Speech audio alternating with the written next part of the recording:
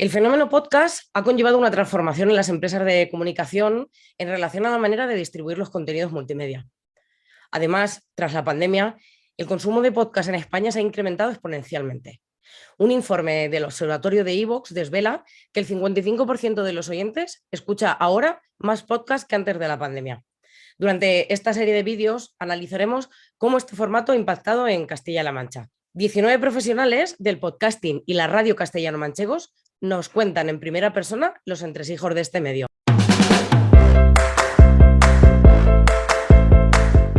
En el año 2004, el periodista Ben Hammersley acuñó por primera vez el término podcasting en su artículo Audible Revolution. Ese mismo año, el grupo Ozone consiguió llegar a ser el número 1 de los 40 con su famoso hit Dragostea Dintre.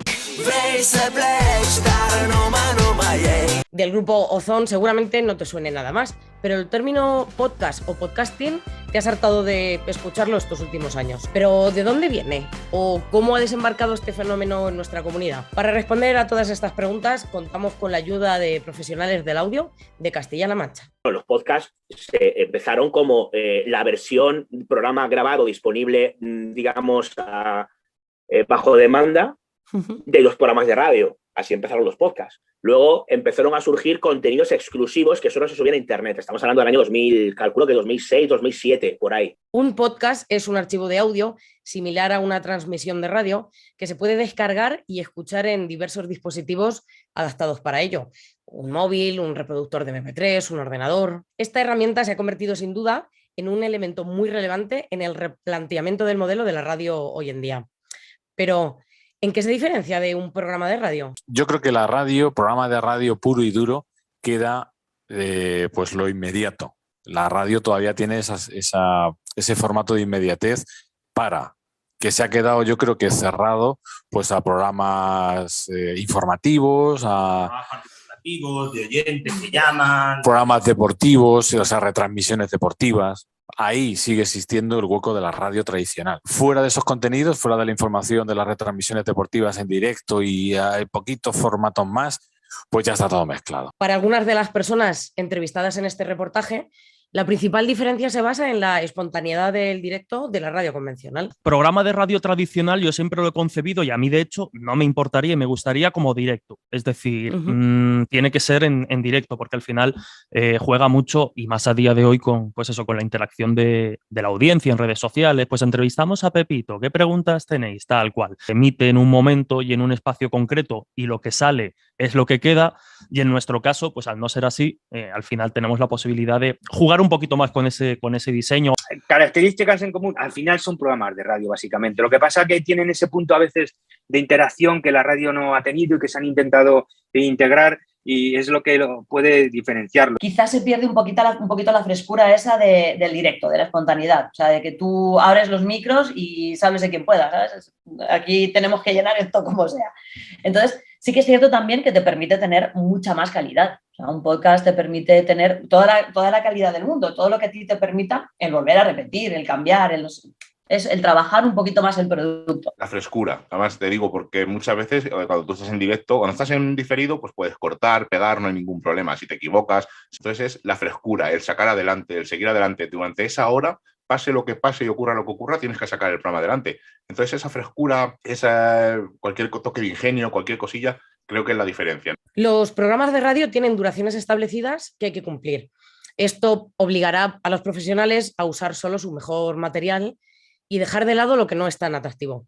Sin embargo, en los podcasts, los episodios pueden ser lo largos o cortos que uno quiera. La periodicidad, la duración, o sea, no tienes que meter un programa en parrilla de 55 minutos porque luego hay un boletín. Quiero decir, puedes hacer una entrevista de 30 minutos porque consideras que es suficiente o de 3 horas porque consideras que no quieres que se dejen cosas en el tintero. Cuando tú haces algo tranquilo, sin prisas, indagando aquí y allá, te da la suficiente, digamos, libertad como para poder tener el producto acabado cuando realmente piensas que está acabado. El podcast te permite mucho más jugar, de decir, bueno, te equivocas, te permite decir, bueno, espera, que lo volvemos a grabar, que eso nos pasa muchas veces, o esto no ha quedado bien y te permite como echarlo para atrás. Que lo bueno es que te lo puedes poner en cualquier momento que dices, pues mira, de casa al trabajo tengo 20 minutitos, me pongo el podcast y lo puedo parar cuando yo quiera y luego volver a retomarlo. Al final, el El podcast es audio bajo demanda, tú eliges lo que quieres escuchar en el momento que tú lo quieres escuchar y lo que quieres escuchar. O sea, que cuando a mí me interesa un tema, se me queda cortísimo. La especialización, que hay podcasts súper especializados en cualquier tema,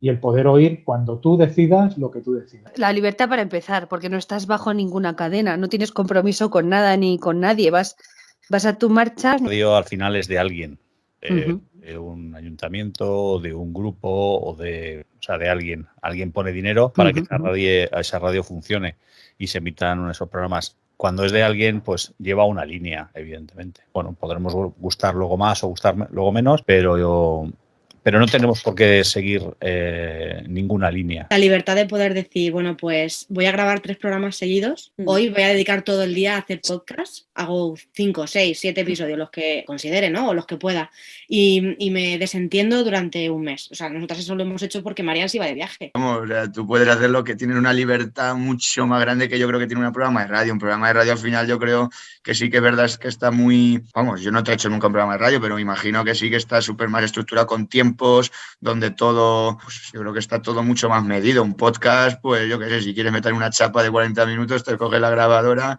te pone a grabarte y lo subes. En resumen, según las personas entrevistadas para este reportaje, podríamos establecer las principales diferencias entre un podcast y un programa de radio en las siguientes: actualidad versus atemporalidad. Un programa de radio se emite en un momento específico y un podcast no necesariamente tiene que hablar sobre un tema de actualidad, puede ser atemporal o no serlo. Escuchar donde caiga versus escuchar a demanda. El programa de radio en directo tiene que utilizar un lenguaje redundante para fomentar que la gente que se acabe de conectar coja el hilo de lo que se está hablando. Un podcast al final es audio bajo demanda y se puede poner desde el punto que uno desee. Duración predeterminada versus duración indefinida. Los programas de radio tienen duraciones establecidas que hay que cumplir. Esto obligará a los profesionales a usar solo su mejor material y dejar de lado lo que no es tan atractivo. Sin embargo, en los podcasts, los episodios pueden ser lo largos o cortos que uno desee. Temática masiva versus temática de nicho específico. Las emisoras de radio tradicionales siempre buscan audiencias masivas. Lo hacen así porque la audiencia a la que llegan está limitada por el formato de la emisora y por su alcance geográfico. Un podcast puede centrarse en un nicho específico. Frescura e interacción versus un producto más cuidado. La radio en directo permite interactuar con la audiencia en el momento. El podcast permite darle mayor calidad al episodio en postproducción. A la mancha manchega, y mucho vino, mucho pan, mucho aceite, mucho tocino. Y si vas a la Mancha, no te alborotes, porque vas a la tierra de Don Quijote. Cuando me puse a hacer este reportaje, me fue muy complicado encontrar a podcasters de la región. En las plataformas de difusión de podcasting no existe una opción para filtrar por comunidades o por regiones. Además, tampoco existe ninguna agrupación o comunidad que aúne al tejido podcastero regional.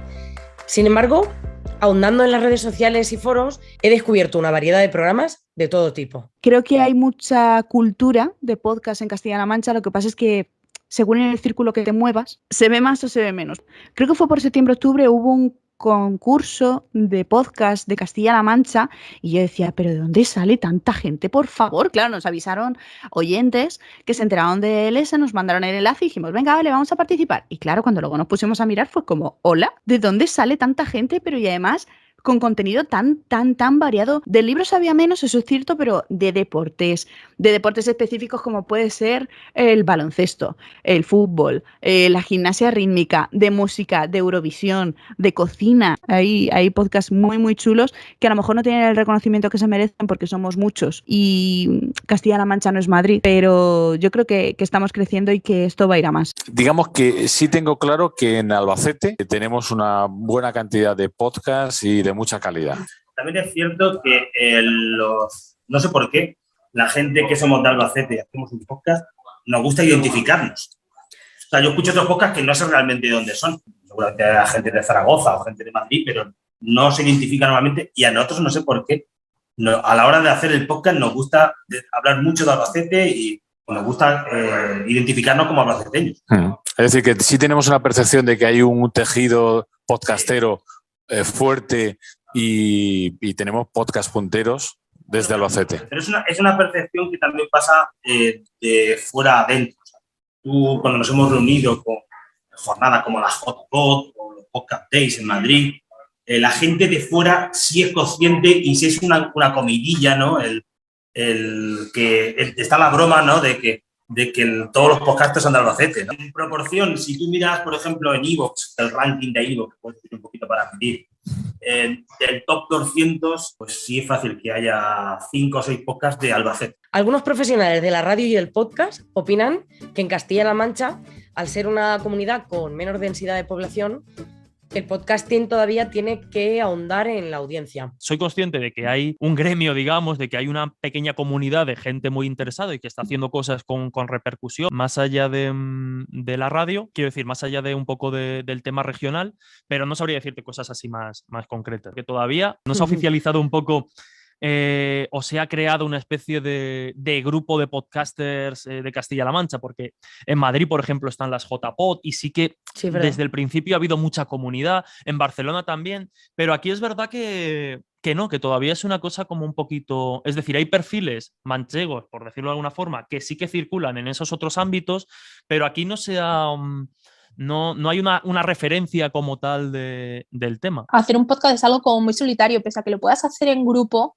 Más allá de las personas que forman ese podcast, no hay un trato, ¿sabes? No hay como, oye, pues vamos a hacer una quedada este fin de semana de un podcaster todos y nos conocemos y hablamos. No, creo que en ese sentido es un tema o un trabajo, por así decirlo, bastante solitario. Al final hay zonas que son más propensas también por el grueso de habitantes, porque hay más gente y entonces pues es más probable que haya alguien que se dedique a hacer eso. Creo que en un sitio con menos habitantes, ya no digo más pequeño, solo digo con menos habitantes, es más complicado que se hagan o se promuevan actividades o eventos o encuentros. Por ejemplo, en Valencia, o sea, sí lo que desde hace un año o dos sí que han creado como una cosa que se llama la Xarxa de Emisores Municipals Valencianes, que es como la red de radios y tal municipales. Entonces lo que hacen es que hay como 20 emisoras municipales y cada una de las que quieren suben su programa a una cuenta. Entonces la gente que quiere de esos programas dicen, oye, pues sí, mira, no tengo ningún programa de cine, que es lo mío, pues cojo este programa para emitirlo en mi radio. A lo mejor la radio está como a 100 kilómetros de la que es donde estoy yo. Y entonces sí que hay, por ejemplo, ahora sí que empiezan a moverse así, sí que han hecho quedadas del Día de la Radio. Lo que apunta Maite es muy interesante. En Castilla-La Mancha no existe una iniciativa similar para agrupar emisoras o podcasts de la misma región. Si bien es cierto que las personas que hacen podcast en Albacete sí que se identifican como albaceteños, pero en otras provincias no he visto el mismo patrón. Yo hablo más de Cuenca, incluso porque es lo que conozco más, pero me aventuraría a ampliarlo a Castilla-La Mancha. Hay un montón de proyectos, de iniciativas súper interesantes. Lo que pasa es que son excesivamente pequeñas, con una dificultad de difusión increíble y que desde las administraciones tienen cero interés por darle difusión. Entonces, es verdad que a veces, por desinterés del oyente, que eso también nos damos la culpa, pero también porque no hay ningún tipo de ayuda de que esa información de lo que se está haciendo llegue a la gente. La comunidad de Castilla-La Mancha tiene una antigüedad de 40 años. Entonces, al tener tan poca antigüedad como región, Guadalajara, por ejemplo, tiene una peculiaridad a nivel sociológico. Guadalajara tiene una característica sociológica y es que al estar tan cerca de Madrid, nuestro punto de referencia es Madrid. Es por eso la falta de conocimiento no solo del podcast, sino de prácticamente todos los medios de comunicación de Castilla-La Mancha. Sin embargo, en el resto de las provincias, los profesionales coinciden en que el podcasting es un medio aún en crecimiento. El podcasting, todos los programas de radio son un mundo aún por explotar. No es como YouTube, no es como Twitch, que han explotado muy fácil porque es algo visual. El podcast es un mundo que está evolucionando y creo que tarde o temprano llegará a explotar en ese sentido. Y dentro de la región creo que hay muchos podcasts, evidentemente que aún no conocemos, seguramente haya de todo el mundo, pero realmente no están no son tan conocidos, no somos tan conocidos. Si me preguntas hace un año, te diría que era un desierto, pero últimamente es como que creo que sí que hay más gente de la que parece solos en su casa haciendo su podcast. Lo que pasa es que a lo mejor no tienen todo el marketing o toda la visibilidad que tienen otros podcasts. Como vemos, existe una gran variedad de podcasts en Castilla-La Mancha y los profesionales entrevistados coinciden en el potencial de este medio y en que todavía está en expansión. En los próximos capítulos ahondaremos en los elementos más destacados en un podcast, las plataformas de difusión más utilizadas, los métodos de financiación y el futuro de este formato en coexistencia con la radio.